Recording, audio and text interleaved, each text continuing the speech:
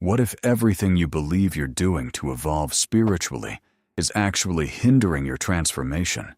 What if the pursuit of so-called high vibration isn't bringing you closer to your essence, but distancing you from it? Carl Jung spent decades observing something uncomfortable that few people are willing to face. Many of the practices used to awaken consciousness can become sophisticated escape mechanisms, and the more sophisticated the escape, the harder it becomes to perceive. Think for a moment. How many times have you told yourself you were growing? How many times have you believed you were becoming a more conscious, more balanced, more evolved person? Perhaps you've read books, watched videos, practiced meditation, or sought answers on different spiritual paths. But there's a question Jung considered inevitable. If you are truly changing, why do the same patterns keep appearing? Why do the same conflicts keep returning? Why do certain pains seem to merely change their clothes without ever disappearing? This was one of Jung's most disturbing observations. Human beings possess an extraordinary ability to avoid the truth while believing they are getting closer to it. He realized that many people didn't use spirituality to awaken. They used spirituality to avoid looking inward, not because they were bad or dishonest, but because the mind possesses a deep instinct for self-protection. It does everything to avoid what threatens the identity we have built throughout life. And here's something fascinating. Jung never believed that true transformation happened through accumulation. Most people imagine growth as a sum: more knowledge, more techniques, more habits, more practices, more control, more discipline, more spirituality. But Jung saw the issue in a completely different way.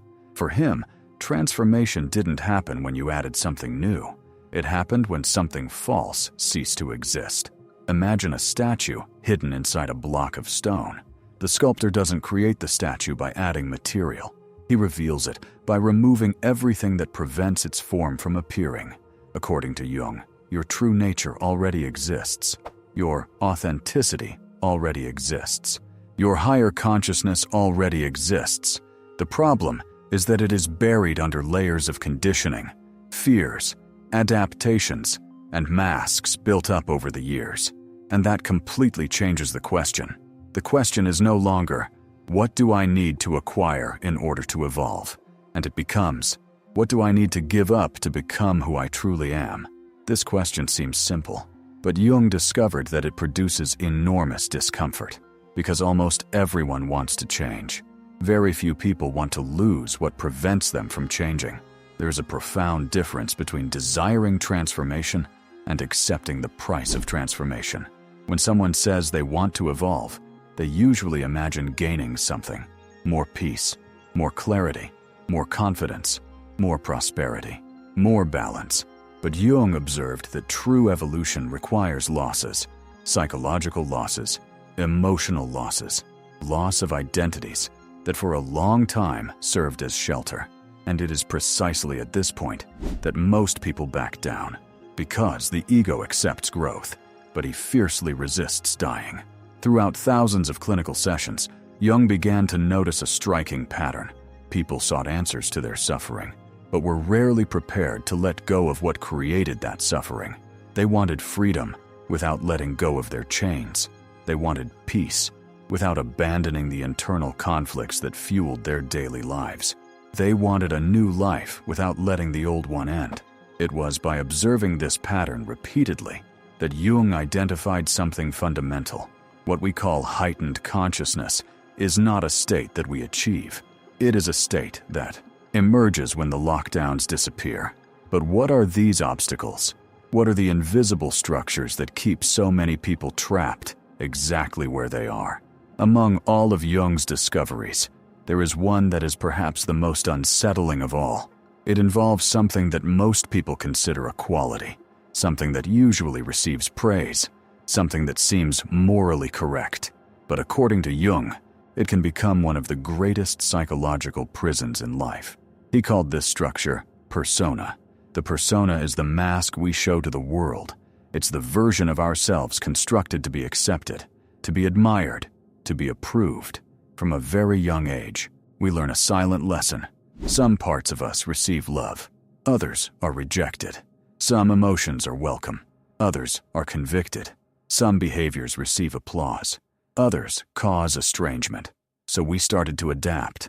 Little by little, we build a social identity, a carefully edited version of who we are, a version that learns exactly what to show and exactly what to hide. The problem is that this adaptation, which initially arose as a survival mechanism, ends up becoming an invisible prison, because there comes a point when you no longer know where the mask ends and where you begin. And perhaps that is one of the most important questions anyone can ask themselves. How many of your choices truly belong to you? And how many of these relate to the need to be accepted? How many times have you remained silent to avoid judgment? How many times have you hidden your truth to preserve the approval of others? How many times have I said yes when I wanted to say no?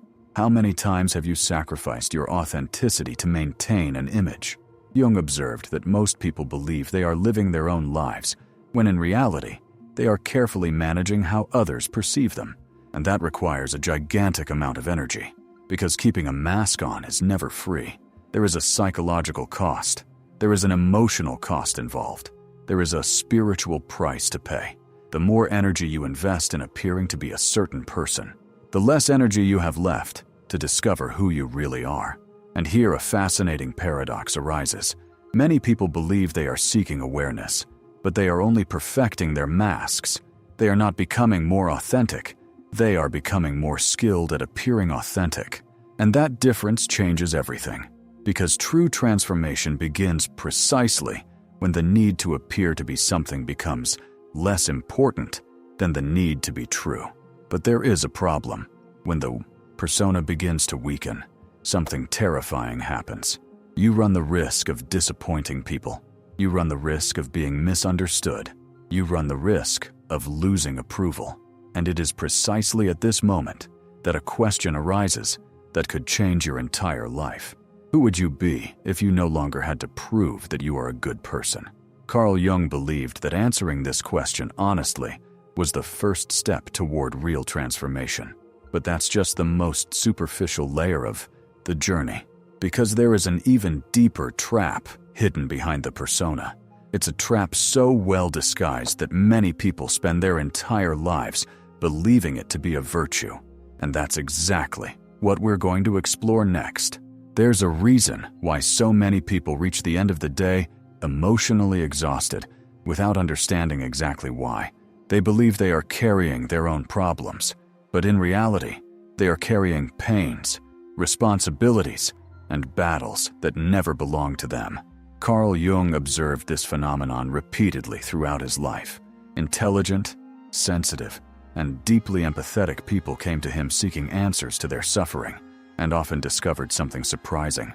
What was destroying them was not a lack of love for others. It was precisely the excessive responsibility they felt for the lives of others. Jung drew attention to an archetype that frequently appears in human experience, the wounded healer. At first glance, this archetype seems admirable. It's the person who is always available, always ready to listen, always offering advice, support, and help. This is the person who receives messages late at night because someone is suffering, the one who resolves family conflicts, who tries to save relationships, who takes on problems that no one else wants to face. But Jung realized something that almost no one else could see. Often, behind the need to help lies a wound that has never truly healed. Imagine someone who grew up believing they needed to be useful to receive love. Perhaps they learned early on that they were only valued when they solved problems, pleased others, or cared for them. Without realizing it, this child grows up and transforms this behavior into their identity. She doesn't just help, she needs help. And there is a huge difference between those two things. Genuine help is born from freedom. The compulsion to help stems from need. Jung observed that many people confused these two realities. They believed they were acting out of love, when in reality, they were trying to fill an inner void. Perhaps you've already met someone like that, or perhaps that was the person you were at some point in your life.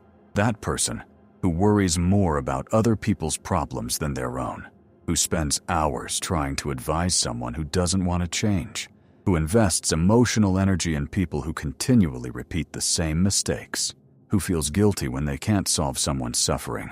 At first, this seems noble, but Jung was asking an uncomfortable question. If you're so busy saving everyone else, when will you find the time to save yourself? This question was unsettling because it touched on something deep. Many people use the lives of others as a distraction to avoid looking at their own lives. It's easier to try and fix a friend's marriage than to face your own loneliness. It's easier to solve children's emotional problems than to face one's own traumas.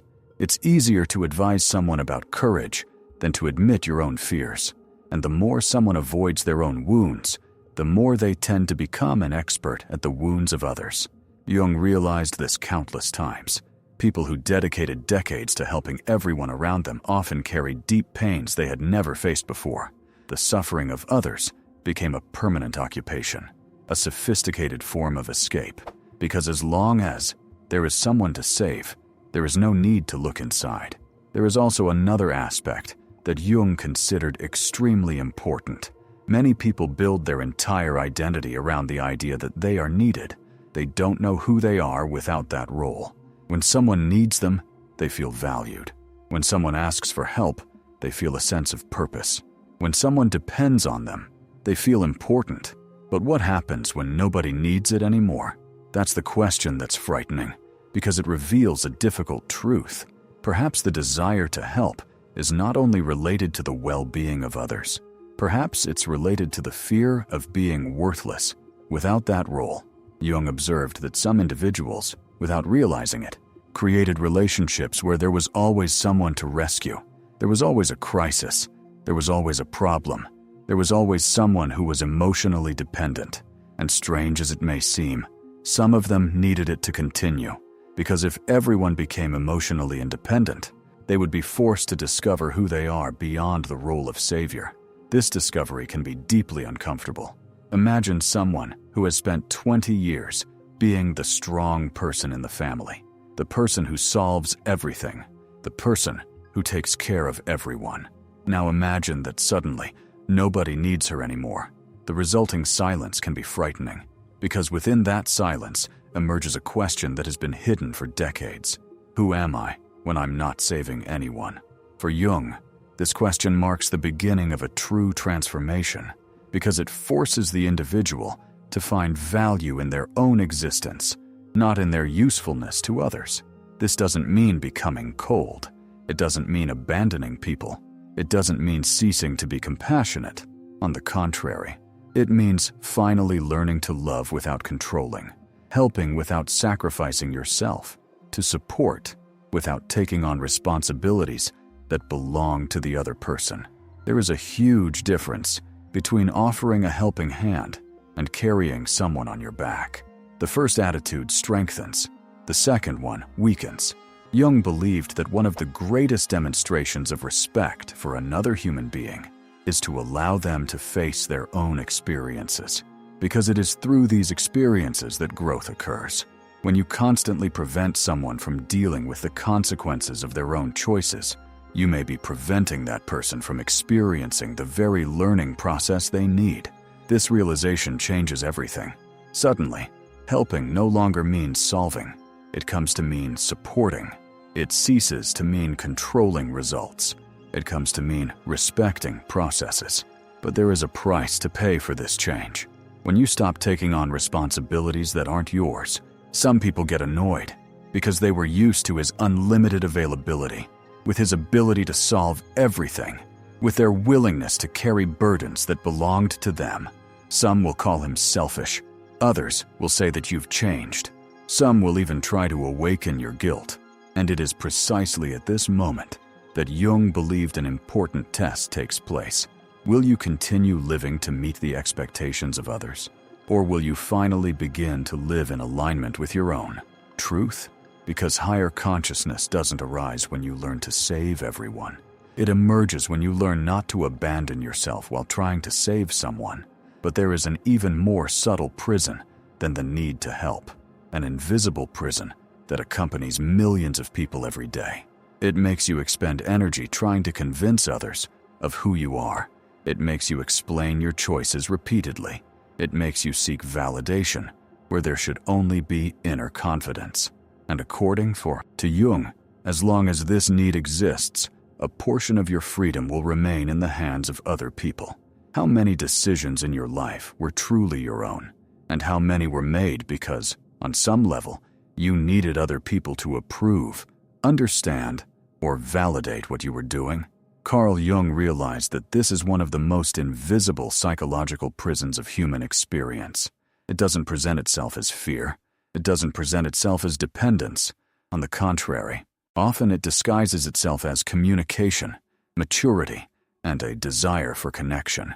But behind this need lies something much deeper. There's a scene that repeats itself daily in millions of lives. Someone makes an important decision, changes careers, ends a relationship, starts a new project, sets a boundary, chooses a different path, and then an almost irresistible need to explain arises. Explain to the parents, explain it to your friends, explain it to your partner, explain to colleagues, explain it to anyone who questions your choice. At first, this seems natural. After all, we all want to be understood. We all want to feel that our experience makes sense to those we love. But Jung observed something unsettling. In many cases, the explanation is not intended to inform. It is intended to obtain permission. And here, an uncomfortable question arises. If you were absolutely certain of what you know, would you still feel the need to convince someone? Jung believed that the constant search for external understanding reveals a fragile relationship with one's own inner truth. When you depend on the approval of others to feel secure, you are surrendering your psychological stability to people who don't even live inside your own mind. Think about that for a moment. No one has access to the entirety of your experience. No one feels exactly what you feel. No one sees reality through the same filters as you do. No one carries their memories, their pain, their lessons learned, and their perceptions with them. Still, many people spend years trying to obtain validation from others that can never be complete. Jung observed this pattern repeatedly in his patients. The more someone progressed toward their own authenticity, the more frequently they encountered misunderstanding from those around them. This happened because the transformation alters the language of the soul. You start to see things you didn't see before. She notices patterns she previously ignored. It questions values that it previously accepted automatically. And when he tries to explain this change to people who still live within the old framework of perception, he encounters resistance. Not because they are bad, but that's because they can't see what you see. And then, one of the greatest tests of individuation emerges. Will you remain true to what you've learned? Or will you revert to your old ways to regain approval? Most people choose the second option, because being understood brings comfort. But Jung believed that there is something more valuable than comfort. There is truth, and the truth rarely needs the approval of the majority to exist. Perhaps you've already experienced this. Perhaps you made a decision that made sense to you, but seemed absurd to others. Perhaps it has ended a relationship that everyone believed to be perfect. Perhaps he abandoned a path considered safe. Perhaps he started something that nobody supported. And perhaps he spent entire nights trying to find the right words to make people understand. But what if the problem had never been a lack of words? What if some people simply weren't able to understand what you were going through?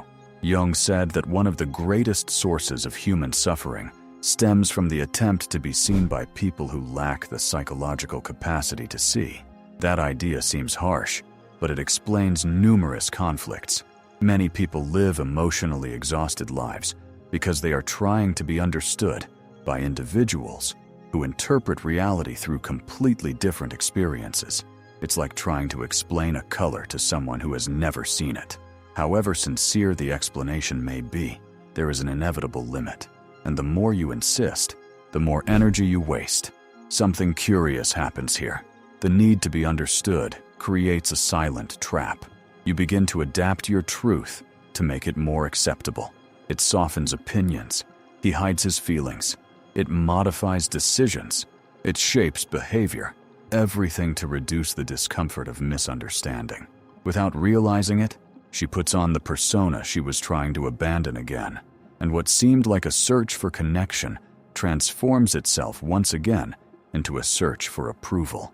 Jung believed that psychological maturity begins when an individual develops what he called an inner center of authority, an internal point that remains stable even in the face of external disagreement, a place where your perception doesn't depend on consensus to exist, because there is a huge difference between listening to opinions and depending on them.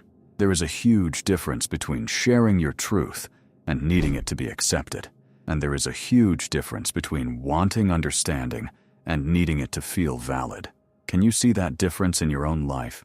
Or is there still a part of you waiting for someone to finally acknowledge your pain, your choices, or your transformation so that they seem real?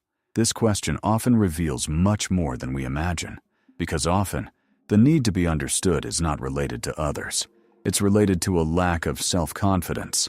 As long as you only partially know who you are, you will seek confirmation. While still doubting his own perception, he will seek witnesses. As long as you don't fully trust your own experience, you will continue to ask the world if it is valid. Jung observed that individuation produces precisely the opposite movement. Little by little, authority returns indoors. Validation is no longer a requirement. Approval is losing importance. Understanding becomes desirable, but not essential, and something extraordinary begins to happen. You stop wasting energy trying to convince.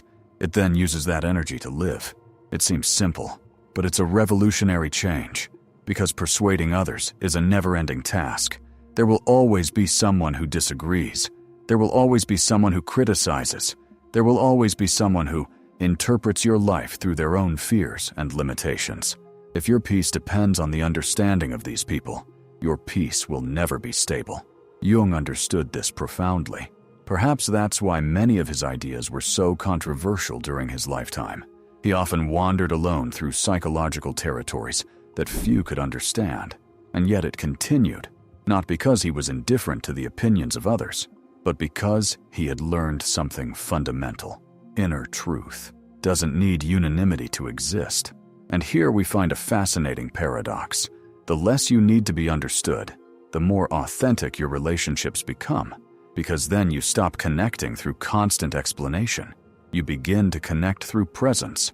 The people who stay by your side aren't there because you manage to convince them.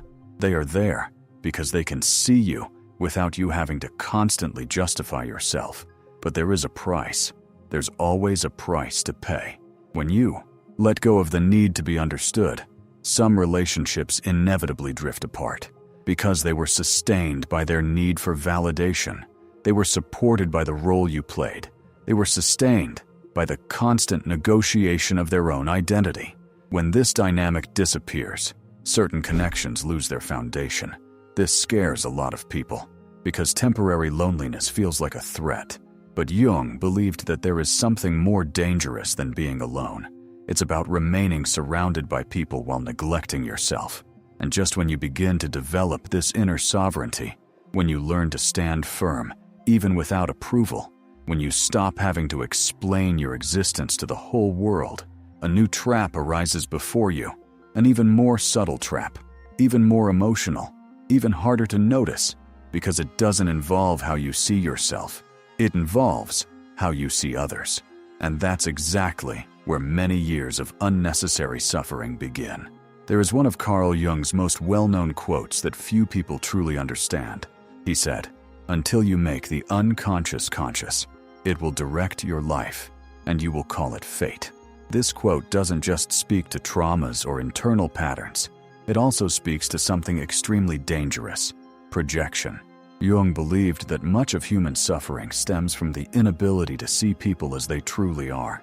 Instead, we see versions created by our own minds, versions shaped by desires, needs, fears, and expectations. And the most impressive thing is that almost no one notices when this is happening. Imagine a person entering a relationship. In the first few months, everything seems perfect. They see intelligence, where there are only a few interesting conversations.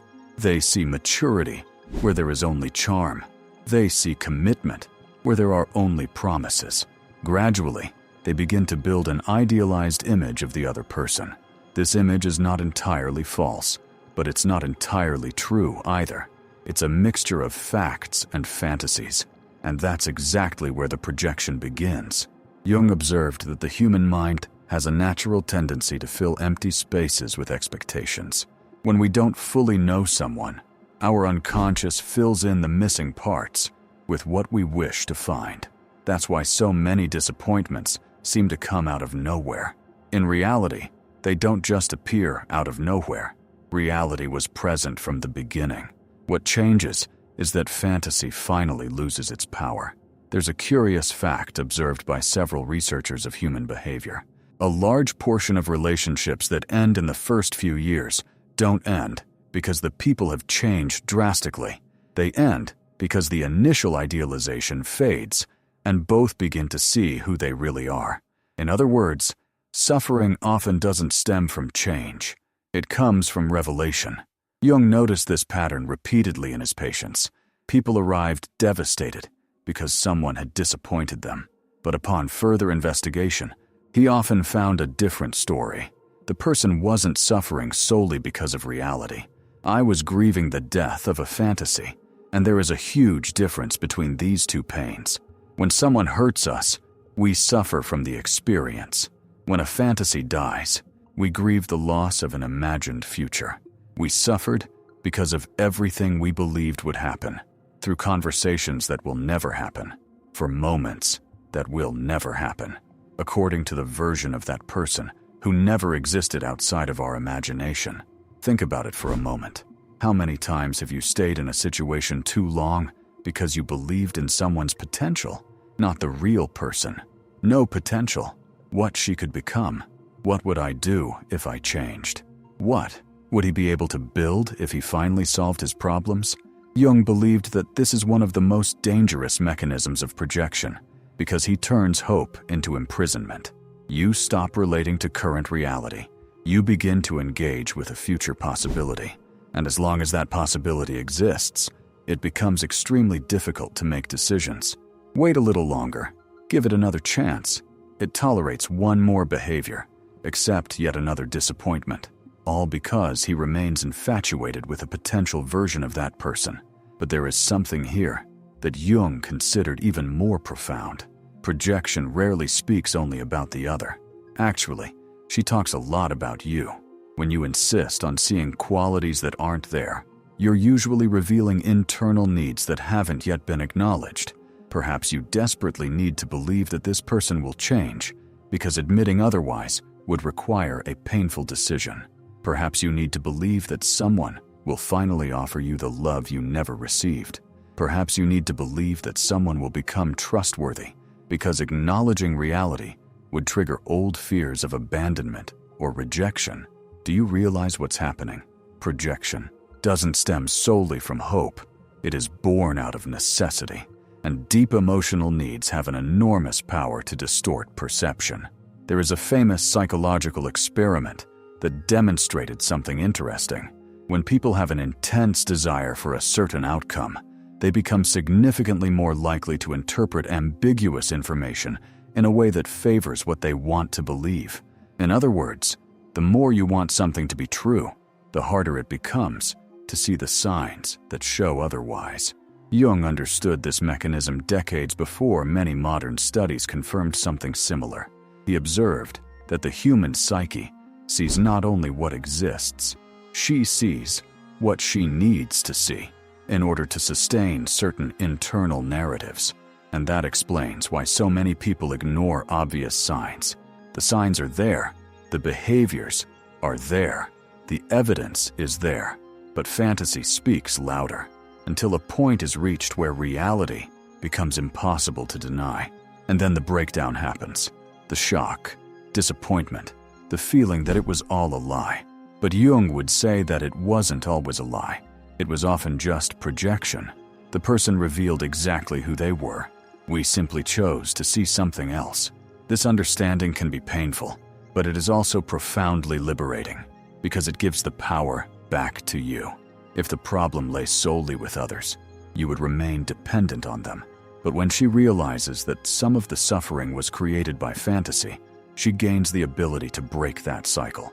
Jung believed that one of the most important characteristics of psychological maturity is the ability to see reality without excessive filters.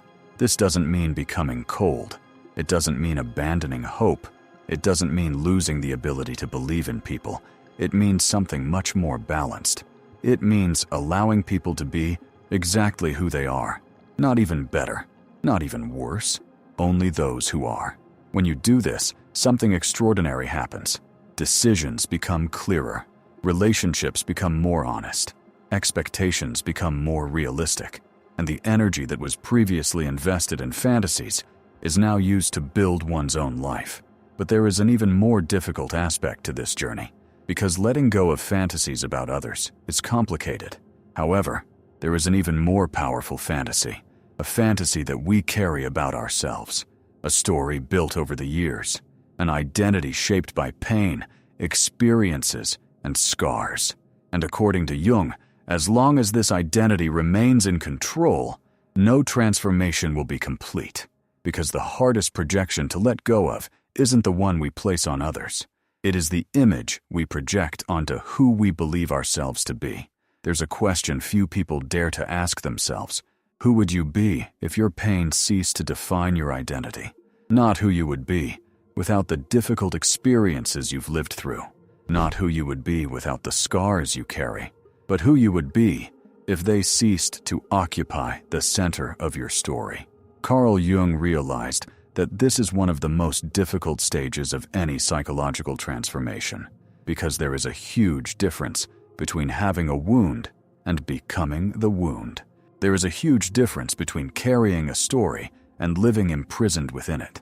Throughout life, we all accumulate experiences that leave their mark on us. Rejections, abandonments, losses, betrayals, humiliations, failures, moments when something inside us broke. These experiences are real. They leave real marks. Jung never denied this. On the contrary, he believed that suffering plays an important role in the construction of consciousness. But he also noticed something worrying. Many people begin the healing process, but stop halfway through. They learn about their traumas. They understand the origin of their behaviors. They discover how certain experiences influenced their choices. They acknowledge their emotional wounds, and then they transform all of that into a new identity.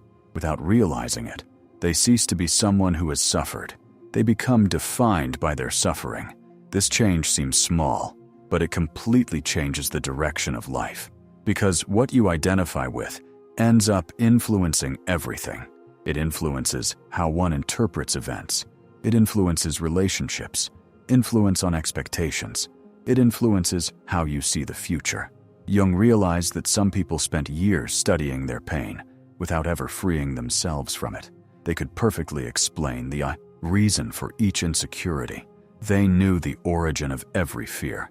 They could describe each emotional wound in detail, but they continued to live under the control of those same wounds. It's like someone who spends years analyzing the walls of a prison without ever stepping through the open door. The knowledge exists, consciousness exists, but the identification remains intact. Imagine a person who has been rejected many times throughout their life. Initially, rejection is an experience. Something happened, but gradually, she begins to construct a narrative. I am someone who will always be rejected. Do you notice the difference? The event became part of the identity. Now, every new experience will be filtered through this belief. An unanswered message becomes evidence. A criticism becomes confirmation. A temporary distance becomes evidence. People are no longer living solely in the present reality. She is living through the lens of her wound. Jung observed that the human mind has a powerful tendency to seek evidence to support the identity it has constructed, even when that identity causes suffering, because the ego prefers known pain to unknown freedom. This explains something curious.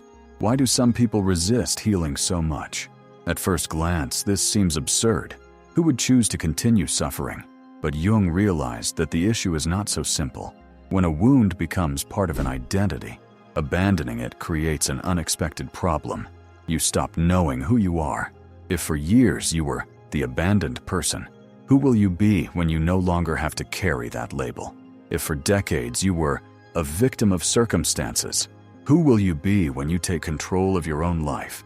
If your entire narrative revolves around what was done to you, what happens when that narrative ceases to be the center of your existence? This is exactly where many people stop, because healing the wound seems desirable, but abandoning the identity built around it seems frightening.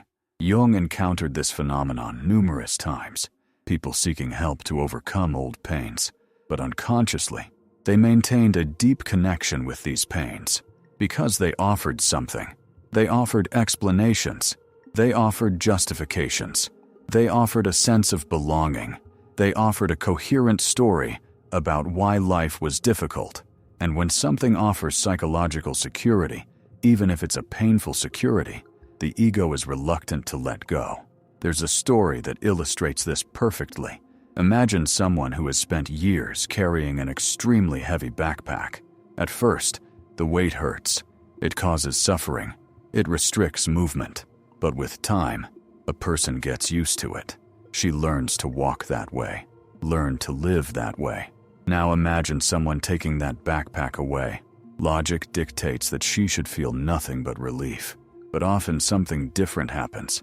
She feels strange, imbalance, empty, because he spent so much time carrying that weight. He forgot what it was like to walk without it. Emotional wounds work in the same way. Often they are not just sources of suffering, they become identity structures. And abandoning identity structures provokes a kind of psychological death. That is precisely what Jung observed. True healing doesn't happen when you understand your pain.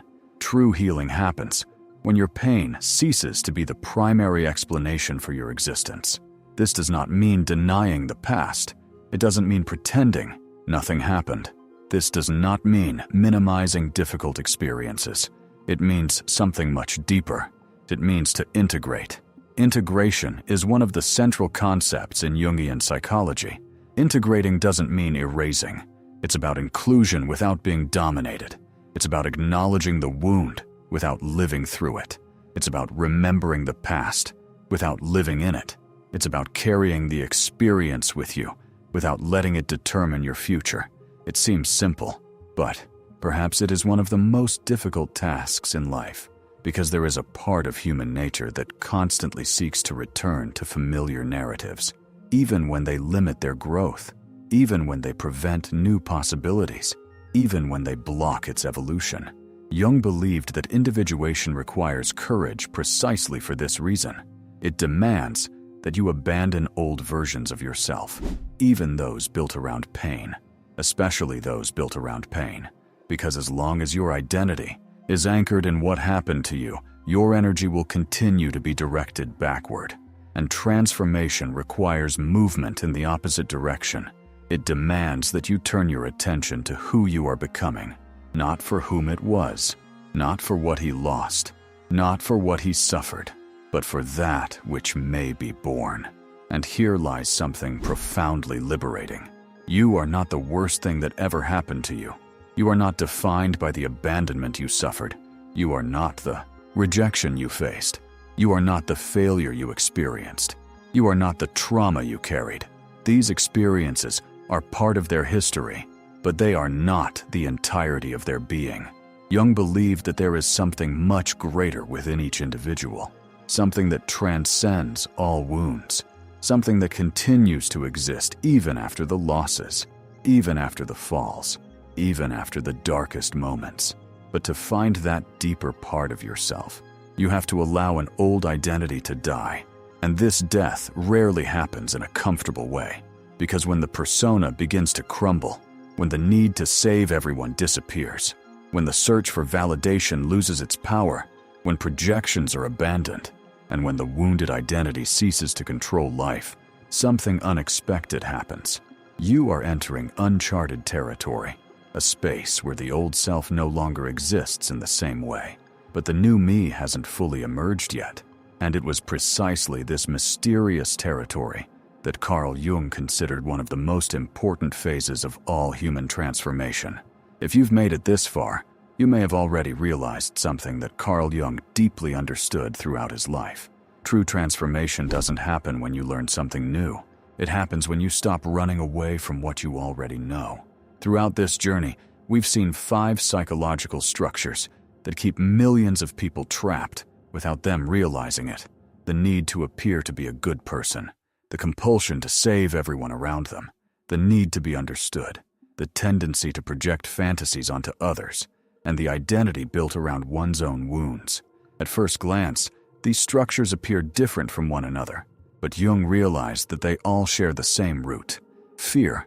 Fear of rejection, fear of abandonment, fear of losing one's own identity, fear of facing who we really are when all the masks disappear.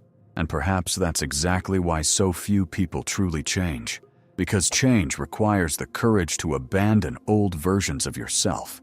The problem is that the ego prefers a familiar prison to an unknown freedom. He prefers to continue carrying the same patterns because, however painful they may be, they are familiar. But there comes a point in life when something inside you starts to realize that staying the same hurts more than changing. It is at this moment that individuation begins. Jung used this word to describe the process of becoming who you truly are. Not who her parents expected, not those whom society approved of, not those whom their traumas created, but who is behind all of this. And this discovery doesn't happen in a single day. It happens through small psychological deaths. The death of the mask, the death of the need for approval, the death of fantasies, the death of an identity built upon pain. And after these deaths, something emerges that Jung considered inevitable: the void.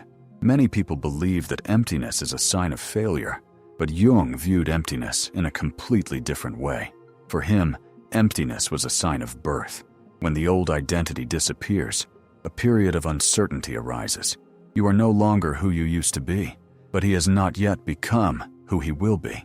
It's strange territory, silent, uncomfortable, and many people run away from it. They run back to older versions of themselves. They go back to old relationships, old habits, old narratives, anything to avoid the feeling of not knowing who they are. But Jung said that it is precisely within this space that the self begins to emerge. The self is not the ego. It's not the personality. It's not the image you built to survive. The self is something much deeper. It is the center of their entirety, the most authentic part of your existence, that which remains when all the masks fall. And perhaps the most important question isn't how to vibrate higher. Perhaps the question is, what am I still holding on to that's preventing me from being who I truly am? Stop for a few seconds and reflect. Which of these 5 structures appeared most prominently in this video? Was it a need to please? Was it a need to save everyone? Was it a need to be understood? Was it a fantasy about someone? Or was it the identity built upon old wounds? Choose only one. Don't try to change everything at once. Jung knew that great transformations begin through small awarenesses. So, for the next 7 days, do something simple. Observe. Don't fight. Don't try to fix it immediately. Just observe. Pay attention to how often you seek approval. Notice how many times you try to save someone. Notice how often you feel the need to explain your choices. Notice how often you create unrealistic expectations about people. Notice how often you interpret your life through the pains of the past. Become aware of what normally happens automatically, because Jung believed that consciousness is the first step in any transformation. After that, do a second practice session. At the end of each day, write a single answer to this question. Today, when was I most authentic? Don't look for big events. Perhaps it was a simple no. Perhaps it was a limit that had been set. Perhaps it was an honest conversation. Perhaps it was simply a matter of remaining true to what she felt. By documenting these moments, you begin to strengthen a new identity, not based on fear, not based on approval, but based on truth. And then comes the most important step. Allow yourself to let go of what no longer serves you. This is perhaps Jung's most difficult lesson, because everyone wants to win something. Few people accept defeat. But often, evolution doesn't happen when you achieve something new. It happens when you finally let go of what was hindering your growth, to drop a mask, to release an expectation, to unleash a fantasy.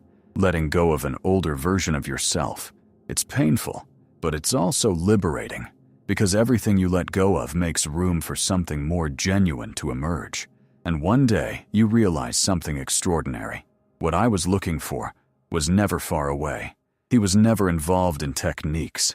It has never been in validation. It has never been in other people. It has always been inside you, waiting for the moment when you would have enough courage to remove everything that wasn't you. This was Carl Jung's great discovery, and perhaps it can become yours too. If this video brought any important reflection to your life, subscribe to the channel to continue exploring the deeper ideas of psychology, consciousness, and self-knowledge. Leave a like so that more people can access this content. And in the comments, share which of these 5 things you've let go of was the hardest for you. If you prefer, you can comment anonymously, describing only the experience without revealing personal details. I read a lot of comments, and I like to understand which topics are affecting people most deeply. Remember one last thing. You're not here to become a better version of your mask. You're here to find out who's behind it. And this journey, however difficult it may seem, could be the most important of your entire life.